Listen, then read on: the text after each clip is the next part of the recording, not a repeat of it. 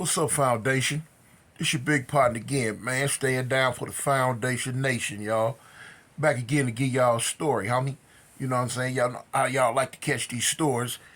So this is 1983, and I was in a youth authority in Hawaii called Ventura, and Ventura, Hawaii is like the juvenile prison in California.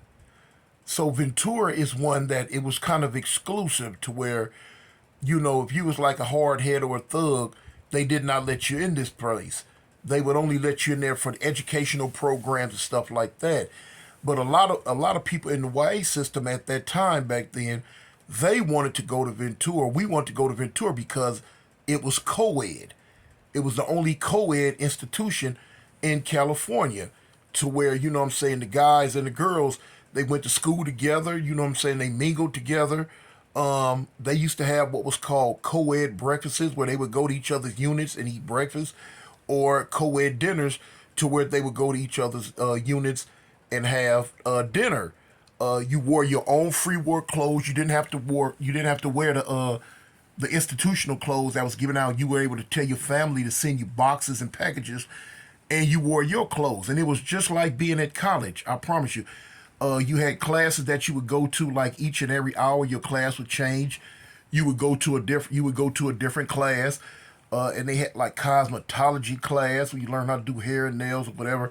You could go to electrical class. I mean, it was a myriad of different classes that you could go to at this time, and it was just like a little college. And they had it was some tough females there. I ain't gonna lie. They had two units that were for the younger girls, and they had I think two or three units that were for the older girls. And when I speaking on older, I mean from like 18. Yeah, you could say from 18 up to 25. And then they had units that were from 18 down to, if I'm not mistaken, 13 or 14. Yeah, 13 or 14. And the same with the guys. The guys had five different units, but there was no age restriction on the units with the guys. And everybody around California wide system, they knew about Ventura. We talk about it. Man, I wish I could get to Ventura. Wish I could get to Ventura. Young adolescent men, we doing time. We want to be around these girls. We want to see them and boom, boom, boom. So anyway, I was in YTS at the time, and I wanted to go there, and but they weren't gonna let me. Not the way I was acting. Not the mode I was in. And it was a lot of other people. We would talk about it, hear about it, but cool, couldn't go. So time goes on. Time goes on. Somehow, some way, I don't know if it was due to overcrowding. I don't know what happened, but they lifted the restriction. They lifted the ban on the type of people that they would let, the type of dudes that they would let go to Ventura.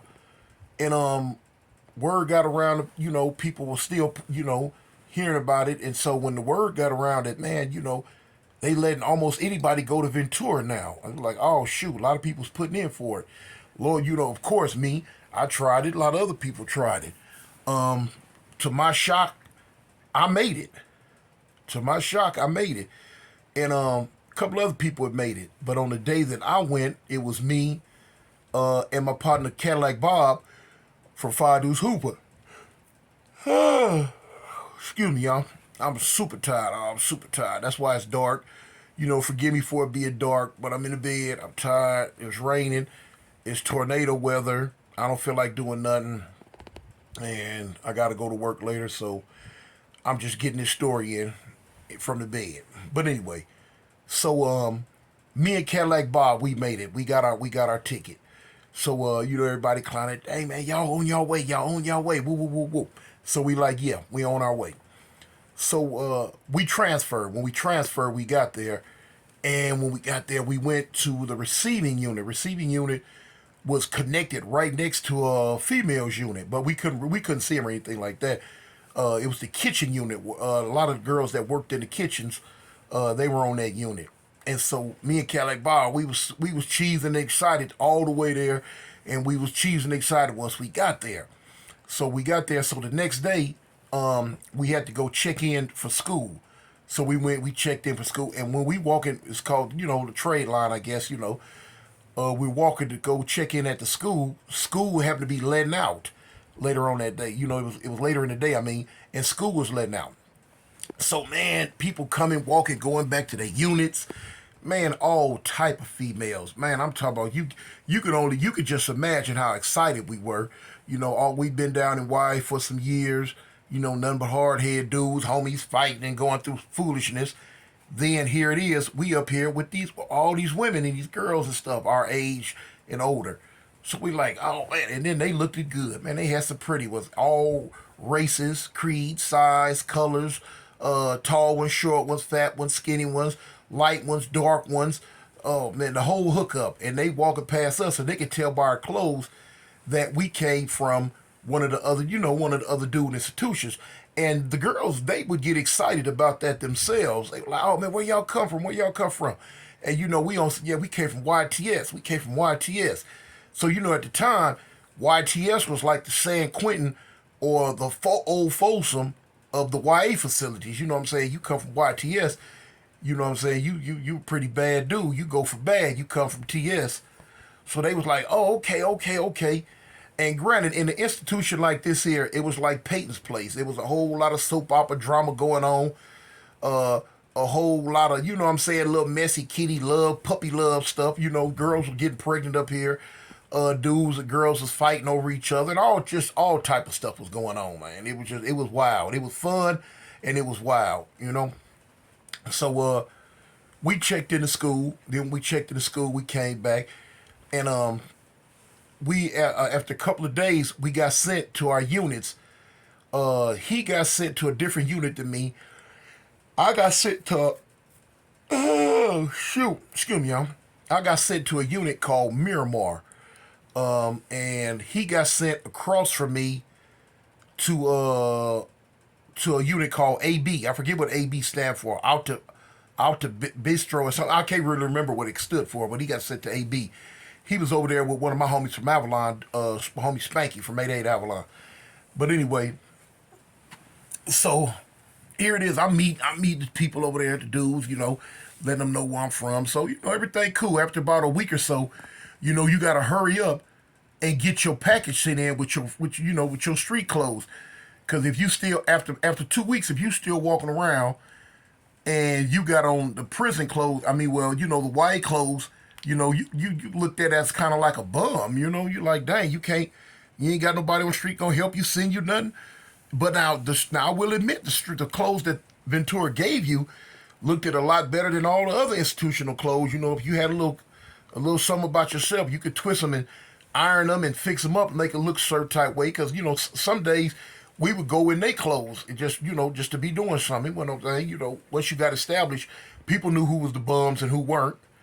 So after I got my little boxing in, hey, I was getting G'd up there. I had my khakis, my croaker sacks, my hush puppies, my black Charlie Brown, my brown Charlie Browns, my blue Charlie Browns. You feel what I'm saying? My Cascade shirts. Had my let me see. I think I got me some Romeos sitting in. The whole hookup. The paraphernalia that a gangster crip is gonna wear. So I hooked it up. So now we going to school. Needless to say, I did go and tell you. My sister was there with me too. I always tell you about my sister. Zena from A. Trey Hoover. She was there too. So that was a plus for me. I wanted to be around her, and that was cool. She was on. Excuse me, y'all. She was on ET, what you call a unit called ET, and that meant like El Toyan. She was over there on ET. There was some pretty little girls over there with her. Some pretty, I went through my ups and downs with them little girls over there where she was at. But anyway, as the story goes, this is about, like I say, the very first riot that we ever gave them because, at this time, like I say, they had started letting any and everybody into Ventura, and they was sending some hard heads up there, boy. They sending all the gutter snipes, they sending us up. They let me come, and Cadillac come. They were letting everybody come, and so of course after so many vans and buses pulled up with people like us on them, oh man, we start messing them folks a little old situation they had going on up. We messed their little spot up, boy. We was up at the, boy. We brought that gang situation up in there. We fighting on the units. We fighting at school. We fighting at church. Fighting all up and down the trade line. We get them up. You know what I'm saying? Gang bang central now. So of course, the way things were, it was gonna start being that way. Dudes fighting over them girls. And then, like I say, with the girls, added element, man, fighting over them girls start fighting over us. Certain time, every now and then, man, little girls get pregnant. Now here it is, they gonna get a whole nother year. You finna get shipped. Man, I seen some crazy stuff, man. I seen dudes fall in love and go crazy because a girl left them, and I seen dudes burn theyself, cut theyself because a girl didn't want to be with them no more. It was just wild. It was wild. So the unit I was on, we started having strife with the Mexicans.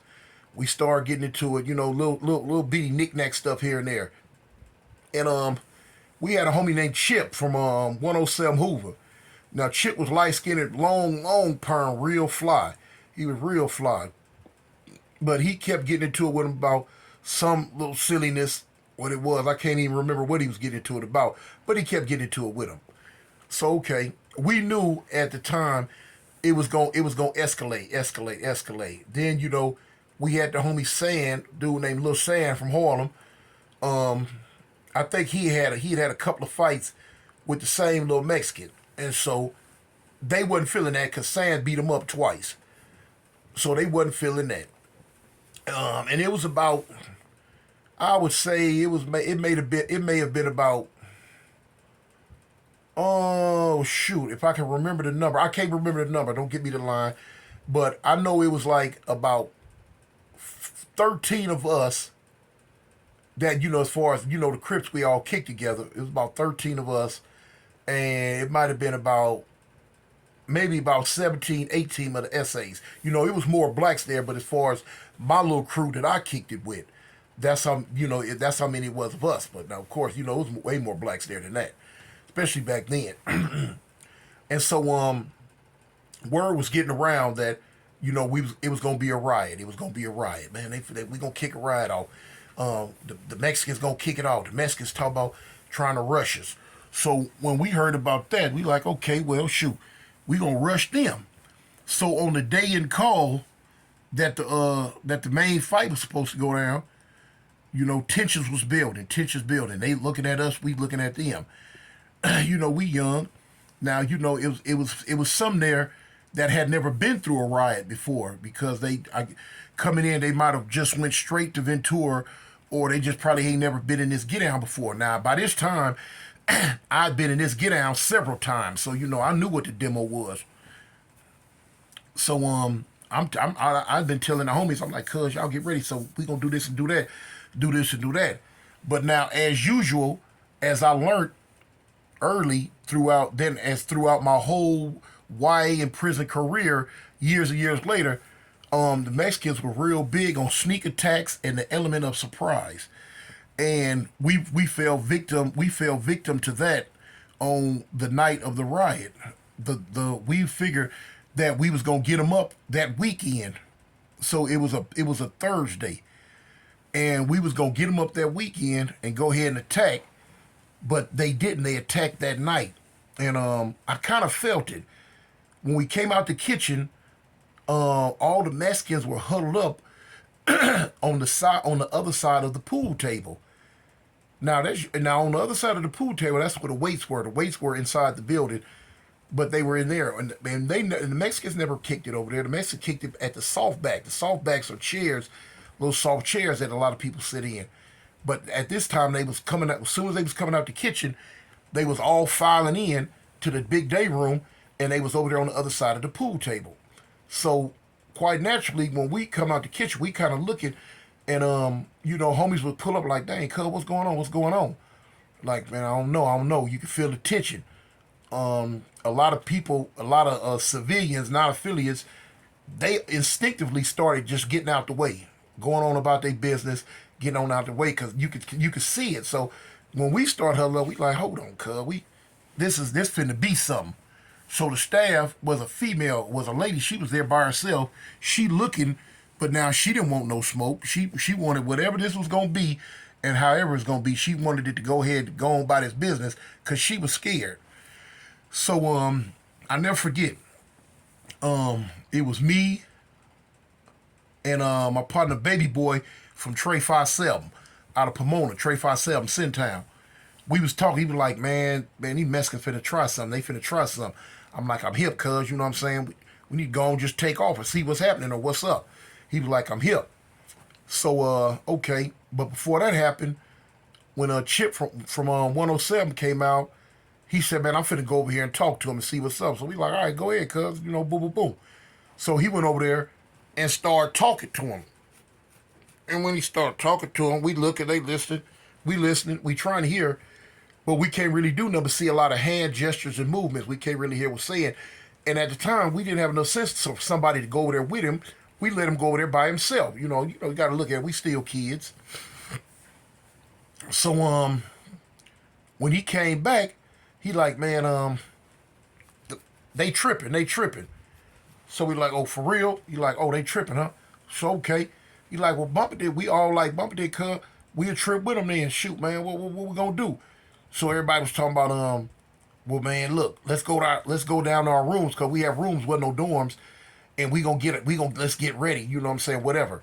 The Mexicans had different players. It wasn't no get ready. They were already ready. So I never forget.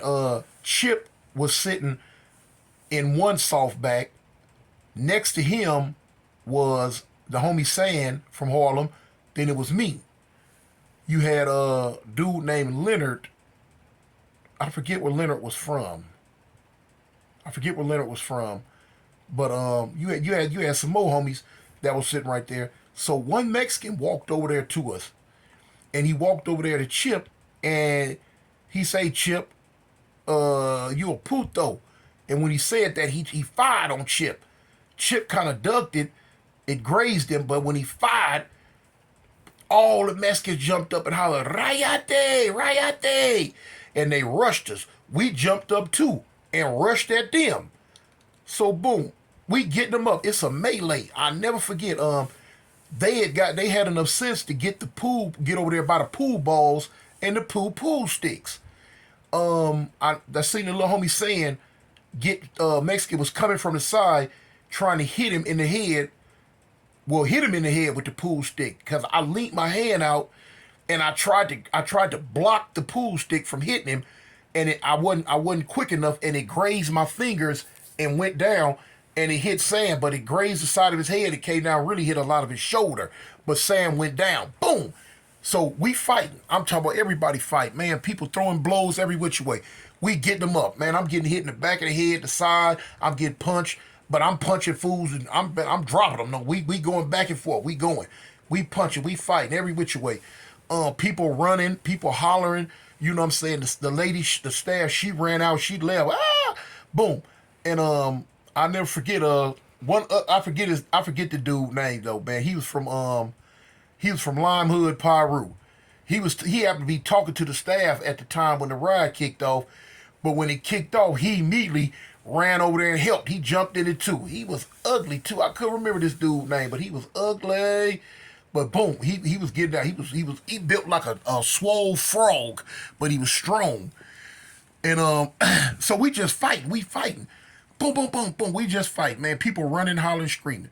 So me, I'm fighting so hard. I decided I'm gonna get up on the pool table. Man, I jumped up on the pool table and try to get a little breathing room.